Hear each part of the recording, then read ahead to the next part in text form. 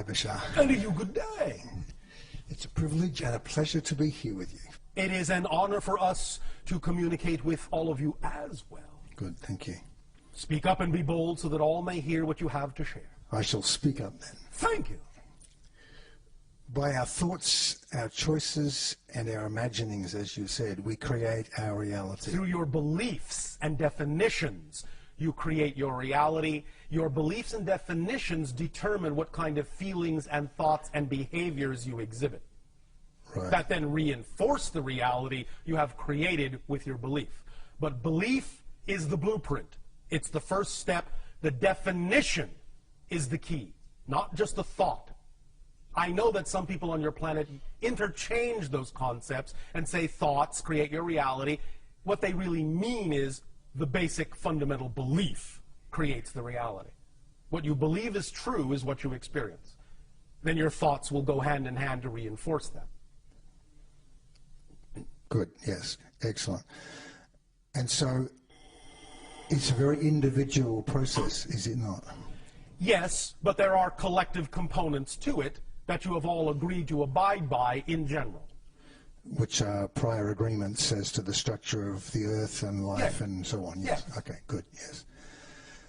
So if I create my reality and it is an individual thing within those agreements, within those prior agreements, Yes.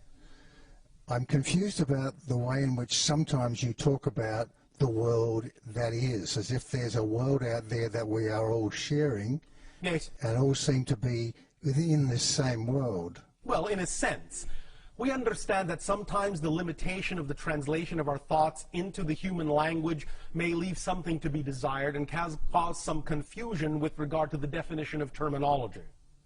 Nevertheless, there is a collective level to the agreement, and there is an individual level to the agreement, in whatever way you choose to experience it, in whatever kind of world experience you choose to believe you're having, which is also created by individual and collective agreement. Does that make more sense? Can you give us some more? The idea, again, is that when we say the world out there, we are simply referring to the idea of the illusion of physical reality. Yes. We know there really isn't a world out there. Yes. It's all happening within your consciousness. Yes. But when we use that term, we are more often than not referring simply to the idea of the experiential reflection, the mirror of physical reality that seems to be outside you.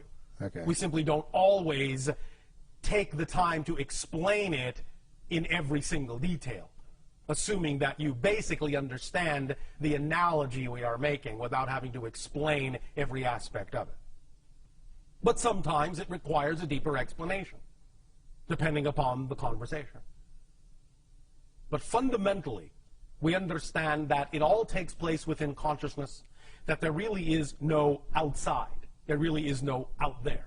But the experience of it is real, even though the thing itself is not. Does that make sense? Yes. So if I believe that the world is going to hell in a handbasket, then I inhabit a world that is going to hell in a handbasket. Then you're in the basket with it, yes. Yes.